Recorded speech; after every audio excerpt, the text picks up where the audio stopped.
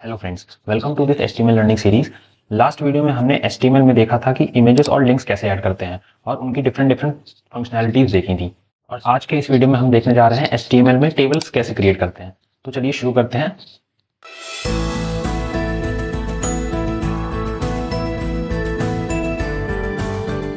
सबसे पहले एक न्यू फाइल क्रिएट कर लेते हैं और उसका नाम रखते हैं tables.html। और सबसे पहले अपनी बॉयलर प्लेट लगाते हैं और उसमें टाइटल देते हैं टेबल्स इन HTML। अब बात आती है टेबल्स।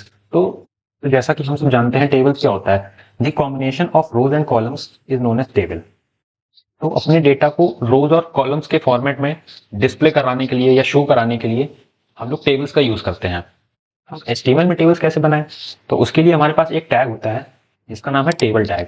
तो HTML में टेबल क्रिएट करने के लिए हम टेबल टैग का यूज करते हैं। देखिए, जैसे ही हमने टेबल लिखा तो हमारे पास सजेशन आ गया है टेबल टैग का, और एंटर प्रेस करते ही टेबल टैग आ चुका है। तो पूरी टेबल हमारी इस टेबल टैग के अंदर क्रिएट होगी। ठीक है। और जैसा कि हम सब जानते हैं टेबल्स के अंदर कुछ रोज होती हैं और कुछ कॉलम होती हैं। तो HTML में सिंपली रोज पहले हम लोग क्रिएट करते हैं, फिर उन रोज को अलग अलग कॉलम्स में डिवाइड करते हुए जाते हैं और उनके अंदर डेटा फिल करते रहते हैं। तो सबसे पहले हम टेबल के अंदर अपनी एक रो क्रिएट करते हैं, और रो क्रिएट करने के लिए HTML में हमारे पास होता है tr टैग। tr की मदद से हम रो क्रिएट करते हैं एक। अब आप सोच रहे होंगे कि अगर tr की मदद से हम रो क्रिएट करते हैं तो कॉलम क्रिएट करने के लिए हमारे पास tc टैग होना चाहिए, है ना? पर ऐसा बिल्कुल नहीं है, ये आपकी गलतफहमी है, इसको दूर कर दीजिए। सिर्फ हम लोग पहले tr से रो क्रिएट करते हैं और फिर उसके बाद हम डायरेक्ट टेबल में डेटा एंटर करते जाते हैं, जिससे कि हमारी कॉलम्स ऑटोमेटिकली क्रिएट होती जाती हैं। ठीक है। और डेटा ऐड करने के लिए हमारे पास होता है td टैग। td मतलब टेबल डेटा। तो लगाते हैं चलिए td टैग। जैसे कि हमने td टैग लगाया, सजेशन आ चुका है हमारे पास td टैग का, और एंटर प्रेस करते ही td टैग हमारे पास पूरा आ चुका है। अब इसके अंदर जो भी डेटा हम लोगों को देना होता है वो इस चीज के अंदर हम प्रोवाइड करते हैं। ठीक है। और जितने td टैग लगाएंगे हम लोग उतने ही कॉलम्स क्रिएट होती चली जाएंगी इस रो के अंदर। इस पर्टिकुलर रो के अंदर जितने td टैग लगाएंगे हम उतनी ही कॉलम्स क्रिएट हो जाएंगी। जैसे हमने यहाँ पर अभी 3 td टैग लगाए हैं तो इस रो में हमारे पास 3 कॉलम्स बन चुके हैं। तो ये टेबल हमारी कैसी हो गई, इसका डायमेंशन क्या हो गया, जिसमें कि 1 रो है और 3 कॉलम्स हैं। ठीक है। ये देखिए, हमने एक tr टैग लगाया है तो इसमें 1 रो हो गई, और 3 td टैग लगाए हैं तो इसका मतलब 3 कॉलम्स हो गई। तो हमारी जो टेबल की डायमेंशन हो गई वो हो गई 1:3। ठीक।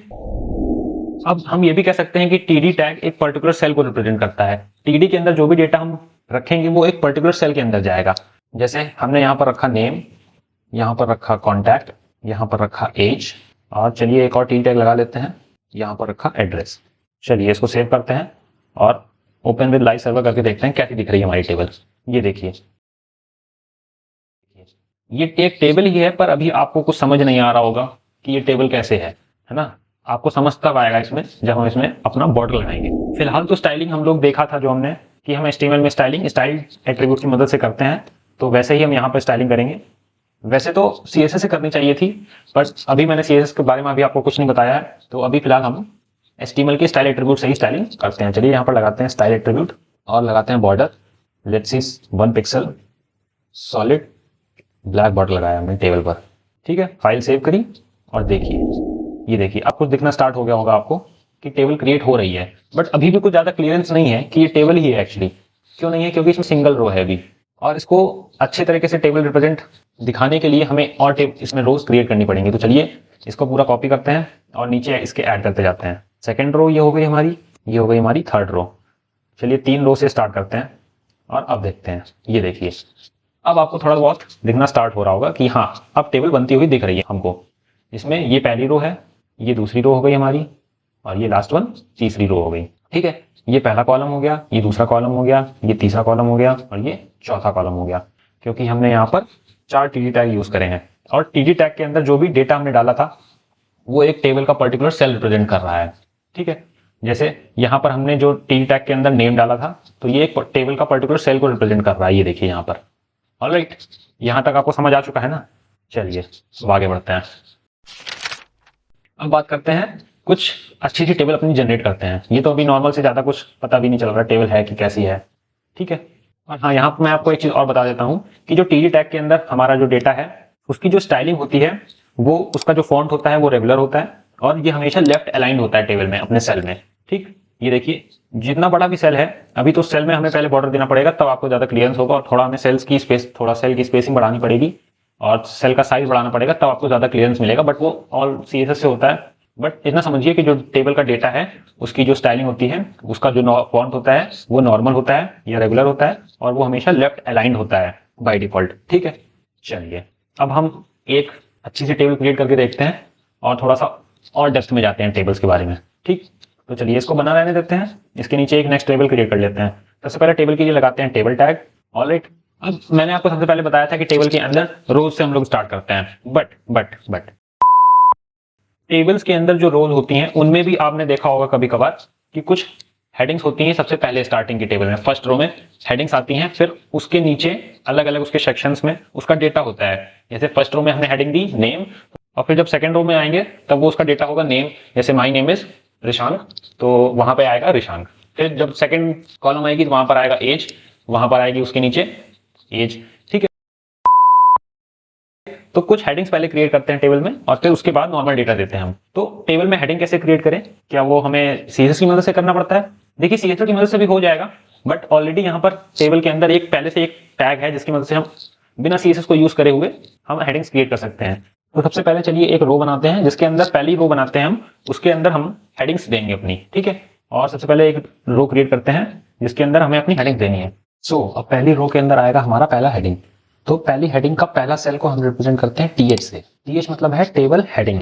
जैसे नॉर्मल डेटा के लिए हम TD यूज करते हैं, वैसे ही टेबल में हेडिंग को रिप्रेजेंट करने के लिए TH यूज करा जाता है, और TH रिप्रेजेंट करेगा टेबल में पर्टिकुलर सेल की हेडिंग को। ऑलराइट, तो चलिए ऐसे मानते हैं हमें 3 हेडिंग देनी है, तो 3 बार TH लगा लेते हैं। और पहली हेडिंग हमें देनी है name, then age, then let's see address. Okay, ये 3 हेडिंग हमें देनी है अपनी पहली रो में। ऑलराइट, और हाँ, जैसे कि TD का जो बाय डिफॉल्ट स्टाइलिंग थी उसका नॉर्मल फॉन्ट होता था और उसका जो टेक्स्ट लाइन होता था वो लेफ्ट साइड से होता था, बट TH के साथ ऐसा नहीं है, क्योंकि TH हेडिंग है तो उसको अलग तरह से रिप्रेजेंट होना पड़ेगा ना, तभी तो पता चलेगा कि नॉर्मल डेटा से ये हटकर है। तो जो TH की स्टाइलिंग होती है बाय डिफॉल्ट बोल्ड होती है, और जो उसका टेक्स्ट अलाइन होता है वो बाय डिफॉल्ट सेंटर पे होता है।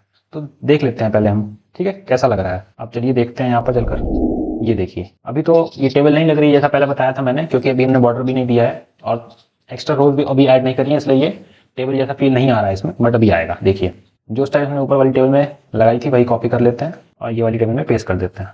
अब हमारी पहली रो की हेडिंग्स लग चुकी हैं। अब हेडिंग के नीचे हमें दूसरी रोज लगानी है जिसमें हमें नॉर्मल डेटा देना है। तो सेकंड रो लगाते हैं और जिसके अंदर हमें नॉर्मल डेटा देना है। नॉर्मल डेटा के लिए हमारे पास TD टैग होता है, जैसा कि अभी हमने पढ़ा था। TD लगाया।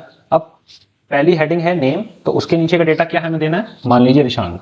तो दूसरी हेडिंग का पहला डेटा मतलब दूसरी रो की दूसरा डेटा। ओके, अब इसमें देनी है हमें एज। तो एज मान लीजिए दे दी हमने 35। ये मेरी एज नहीं है, ये ऐसे नॉर्मल मैंने ऐसे दे दिया। ठीक है, आप लोग नाम सुनकर लगा होगा आपको ये मेरी एज है, but it's not my real age. और एड्रेस मान लीजिए दिया मैंने USA। ओके, अब इसी तरह से हमें और रोज प्रोवाइड करनी है इसमें, तो इसको कॉपी करते हैं और इसके नीचे पेस्ट, अगेन इसके नीचे पेस्ट। चलिए ये देखिए अब हमने 3 रोज दे दी हैं, चाहे तो इनका डेटा हम चेंज कर सकते हैं। So let's its may be Pankaj and its age may be 30 and he will be from Mumbai and here will be Vishal and his age may be 40 and he will be from may be Delhi. Okay, तो ये चीजें हमने दे दी हैं। अब इसको save करा file को, अब देखते हैं। चलिए ये देखिए जैसा कि आप देख सकते हैं, ये जो सेकंड टेबल हमने क्रिएट करी है उसमें जो फर्स्ट रो है वो हेडिंग की तरह रिप्रेजेंट हो रहा है, और उसका जो फॉन्ट है वो थोड़ा बोल्डर आ रहा है, और जो उसका टेक्स्ट अलाइन है वो सेंटर पर है, और जो नीचे उसका डेटा जो है वो नॉर्मल है, उसका रेगुलर फॉन्ट है, उसका टेक्स्ट लाइन भी लेफ्ट से है। तो ये हमने पूरी टेबल क्रिएट कर ली है। ये थोड़ी अच्छी भी लग रही है देखने में, बट उतनी बेहतर नहीं लग रही है। वो सब स्टाइलिंग CSS से होगी तब और बेहतर लगेगी टेबल, बट अभी के लिए फिलहाल नॉर्मल टेबल लग रही है।